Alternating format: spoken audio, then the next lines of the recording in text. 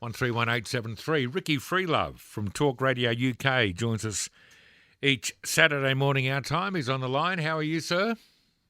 I'm very well, thank you, Luke. How are you doing?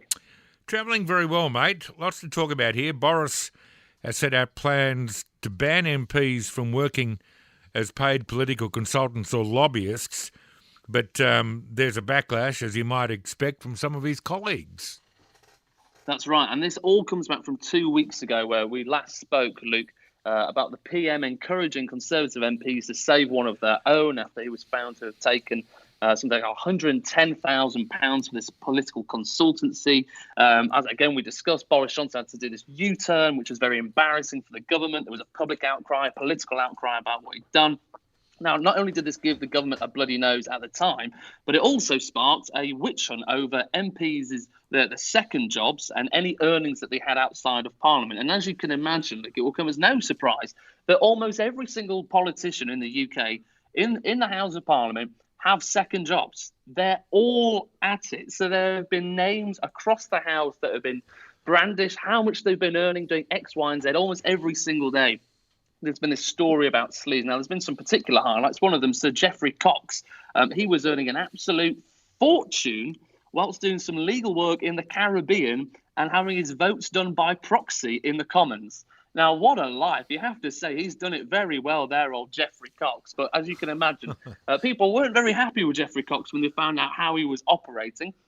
But similarly, Keir Starmer, the Labour leader, Just 2 years ago, he was lobbying for the Gibraltar government, something which, under the current atmosphere, he shouldn't be doing at all. So it's very, very interesting, how this is playing out. So now the Labour Party's come out and said that all second jobs should be banned, unless, of course, they're in the public sector. We'll come on to that in just a moment. As I said, all MPs on all sides of the House were up to this. So the Labour Party, we're going to put through this motion on an opposition day to say they're going to ban all second jobs, apart from public sector jobs. But Boris Johnson got there first and put in a motion to also ban political consultancy. So he's trying to see it as a win. But back to the political consultancy. As I said, public sector work is fine. If you're a doctor, if you're a nurse, if you're a army reservist, that's absolutely fine. But if you're a lawyer, a banker, a consultant,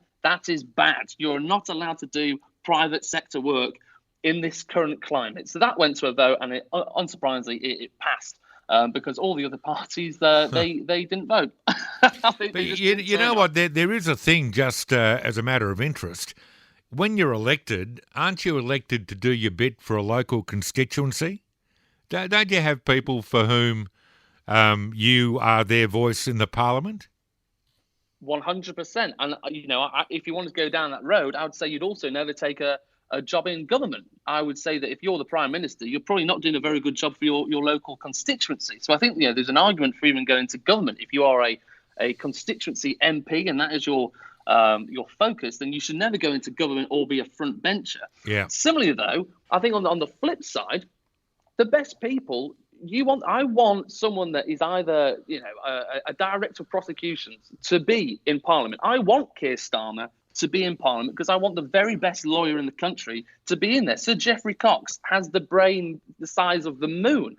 I expect him to be in Parliament because he is extraordinarily clever, and shock horror, it probably doesn't take him that long to do the legal work that he does on the side. And if he wants to do that on a Saturday morning, then I say fair play to him. Let him do that on the side. The issue is political consultancy. I think that is the key issue. If you are taking people into Parliament, you're saying you should speak to that chap over there. He can show you what you need to do. If you're introducing people, and it might be, I don't want to say corrupt, but it might not be, in everyone's interest for you to do such a thing, then I think that is where the problem is. I agree, that is where the problem is. But having a second job, I mean, seriously, doctors are paid quite well, don't you think? Yeah, is the issue absolutely. How much money? Yeah, or is it how much time? Absolutely. And we've got a thing here where you just can't leave government and, and then profit from your experience working for the taxpayer into a lobbyist type of position or a senior consultant in some of the affected industries. And I think that's more than appropriate. I think that really is. I mean, you do your public bit, and have a break for a while. Then if you want to turn your hand in the private sector, fair enough. But this going straight from, a ministerial role into becoming a senior consultant in, say, the mining industry here, that's got hair all over it. Tell me about this former cricketer, Azim Rafiq. What's happened? This is an unbelievable story. So about 1 month ago, Azim Rafiq, a former cricket player for Yorkshire, came out and accused Yorkshire County Cricket Club of being institutionally racist. Now, there was all sorts of allegations going on, which was very, very difficult at the time to actually report on. So he went to Parliament to give evidence to MPs about the level of racist abuse within cricket, within the club, and also what he faced in the dressing room as well. So within Parliament, he had parliamentary privilege. There was no legal proceedings. He couldn't be sued for anything that he said. And he named a lot of players, which I won't go into for obvious reasons, but he named many high-profile cricketers, ex-England stars. They were all accused of basically causing his life to be an absolute misery, to the point that he said he was close to taking his own life due to the amount of racist abuse he received. Now, there was a lot. It was a 2.5-hour session. There was a lot of detail in it, but just some of the headlines that were used in the dressing room. South Asian players were referred to Steve and Kevin instead of their actual names. He was forced to drink wine as a teenager, which obviously he didn't do as a Muslim. He talked about the inhuman treatment that he received from one player in particular after his son, his unborn son, was found to not have a heartbeat. And he talked about being incredibly emotional at this point. And the quote was that one player just ripped him to shreds after it. And there was just no sympathy at all. And he felt that was because of the colour of his skin. He went to every level as a cricketer that he could possibly go to the Professional Cricketers Association, to the England Cricket Board, to complain about this. But no one really wanted to pay any attention. No one really had much sympathy. No one went to investigate anything. And this is where I think, I'm not one that's for this phrase institutional racism, because I think it's a catch-all lazy phrase. But I think you can actually say Azim Rafiq is absolutely correct when he talks about institutional racism, because it was at every single level that he went to: players, managers, coaches, the board, the club, the institutions, the frameworks, the unions. It is at every single level he was receiving racist abuse, and there was absolutely no support for him. So it was a 2.5-hour explosive testimony. As I said, very, very familiar names, household names were being referred to in this case, and there was a lot of sympathy for Azim Rafiq. He was on the front page of most newspapers. He did the full media tour. He came to every radio station and TV station you can name talking about this. And then, unbelievably, the greatest curveball that you could imagine appeared yesterday, 2 days later after he gave that committee session hearing. A message, a print screen of a message between him and another cricketer, Atiq Javid, came to light, where the two of them were discussing another Asian player, at the time playing for Derbyshire, and they accuse him of being reluctant to spend money on a meal because, and I quote here, and I apologise for offence, he is a Jew. Now, he also jokes and saying he'll probably go after my seconds again, only because Jews do that.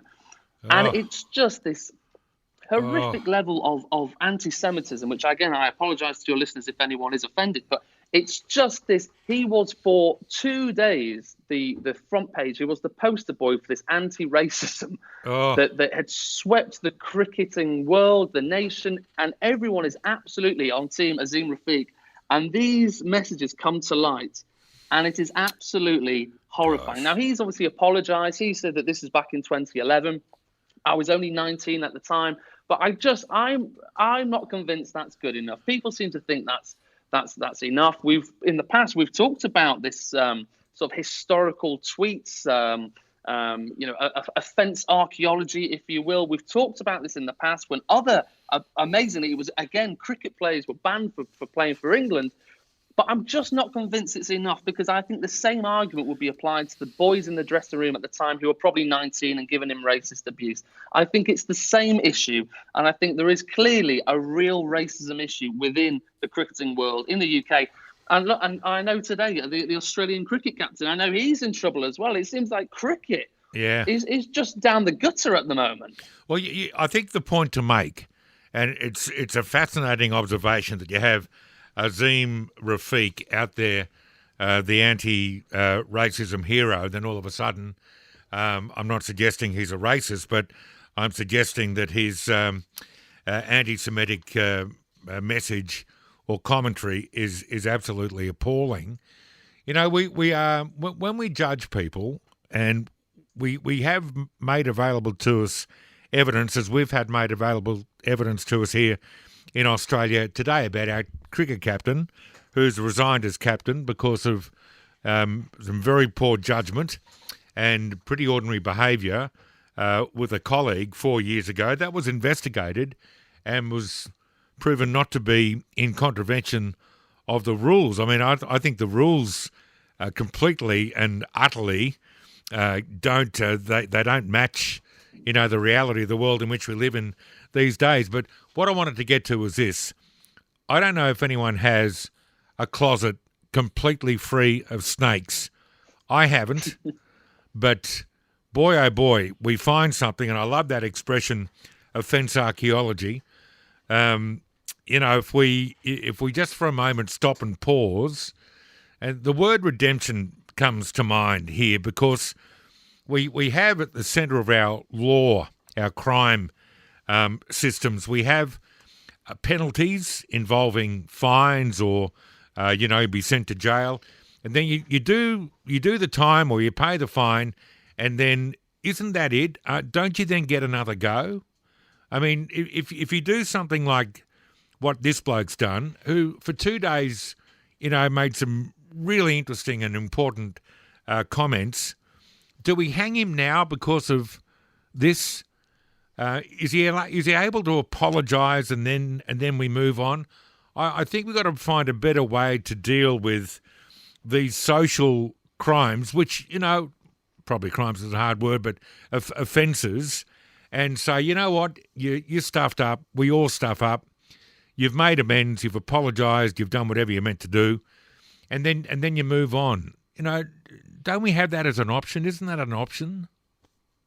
I think you are right to some extent. I think part of the issue is one, that the sort of outrage and offence and sympathy that was felt towards Azim Rafiq was all because of him being a Muslim and a South Asian man. Now, I think because of the things which he posted, referring to somebody as being a Jew because they didn't want to spend any money, I think we're not having the conversation about anti-Semitism.